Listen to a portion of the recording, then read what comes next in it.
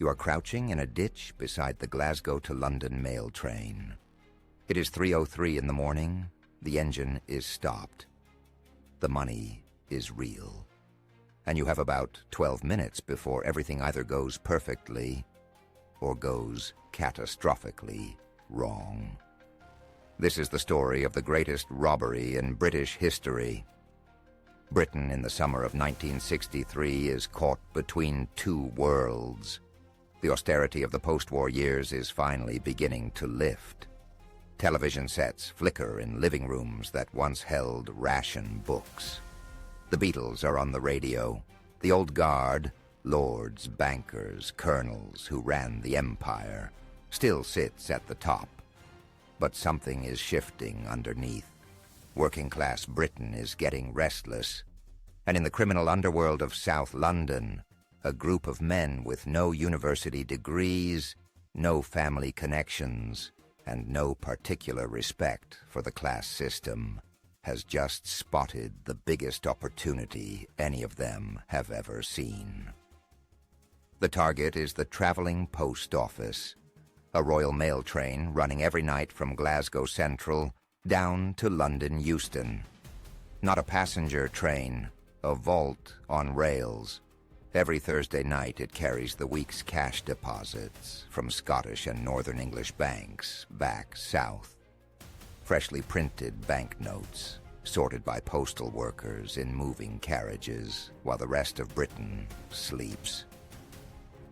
In the summer of 1963, that haul sits somewhere between £2.5 and £3 million. In today's money, closer to 60 million. No armed guards, no security cameras, no GPS, just a train, a track, and a timetable. The operation has been in planning for months. The organizer, a meticulous South London career criminal, known only to a handful of trusted associates, has spent years cultivating the right contacts. It takes a corrupt postal worker to leak the timetable, an engineer to map the signals, a train driver on the inside to help plan the ambush point, and a gang of 17 men, each one chosen for something specific. The muscle, the drivers, the lookouts, the man who will operate the signal. Their base is Leatherslade Farm, a remote property in Buckinghamshire, purchased through an intermediary about 27 miles from the target. Bridego Railway Bridge near the village of Ledburn is the stop. The approach is isolated. The getaway roads have been memorized. The plan is thorough to the point of obsession. To a point. August 8th, 1963, 3 a.m. The train leaves crew on schedule, 120 postal workers, 120 mailbags full of cash, one driver who has no idea what is waiting for him down the line.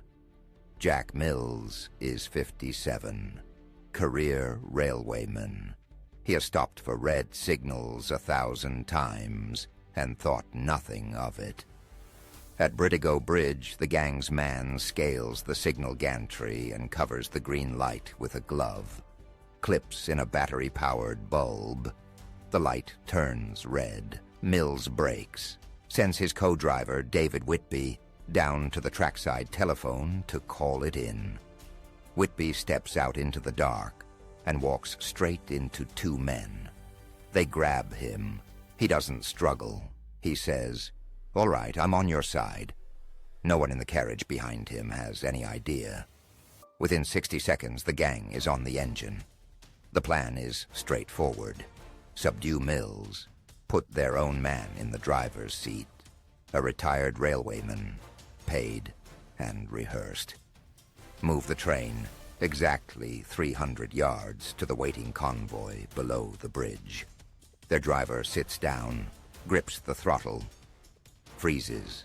He hasn't driven this class of locomotive in years. The controls have changed. He cannot move the train. What the gang decides to do next is the part most people have never heard. And it changes everything about how this story ends.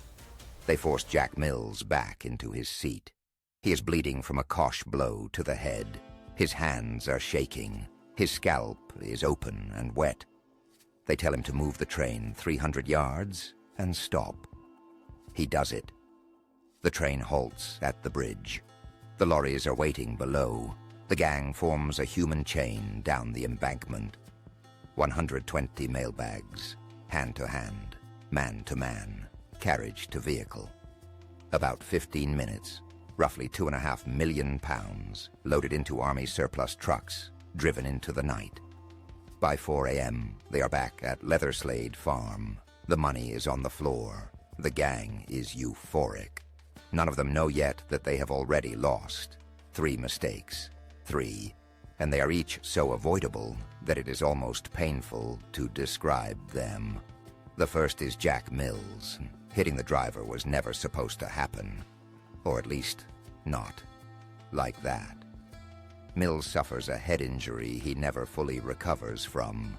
He retires early. He dies in 1970. The press, which might have played the whole thing as a caper, goes after the gang instead. The police double their resources. This is not a robbery anymore. It is a violent assault on a 57-year-old man who was just doing his job. The second is the farm. The plan called for the gang to be gone within 3 days. They stay longer. They eat there, sleep there, and this part may be legend, but it has never been convincingly disproved. Play Monopoly with some of the actual banknotes. They touch surfaces. They leave fingerprints on cups, on doors, on the board itself.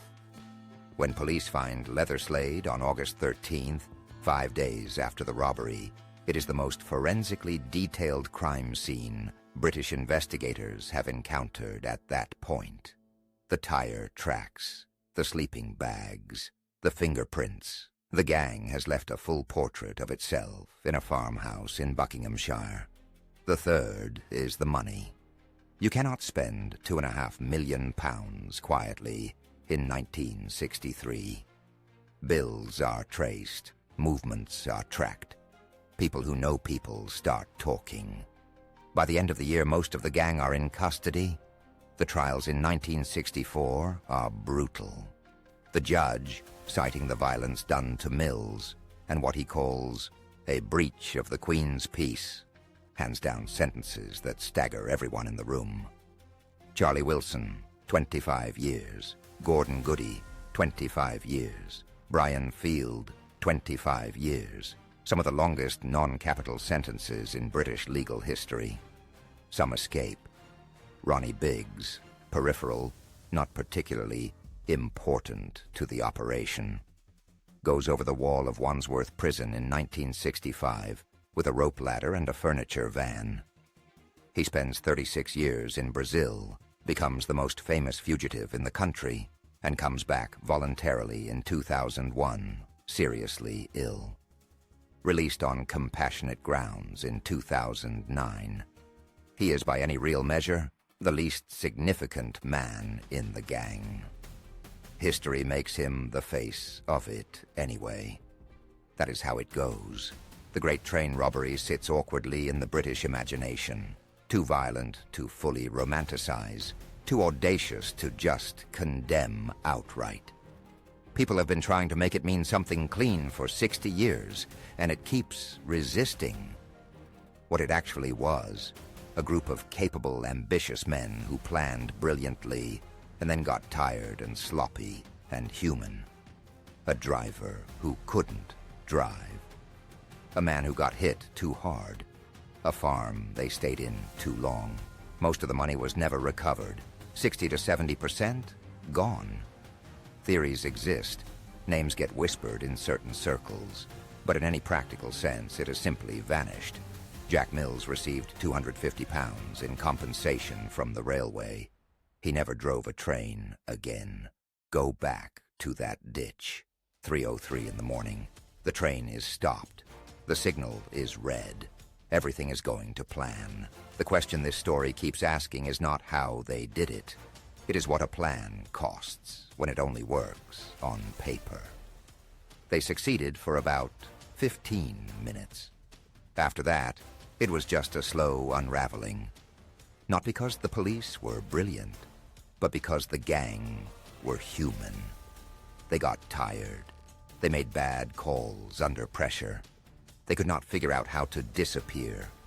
Not physically, not financially, not in the way that actually matters, which is that people stop looking for you. Heists look clean in the planning stage. The ditch at 3:03 a.m. is the easy part. It is the morning after that destroys you. The train was always going to stop. The question was only ever who would stop it, the signal, or the men who thought they had accounted for everything.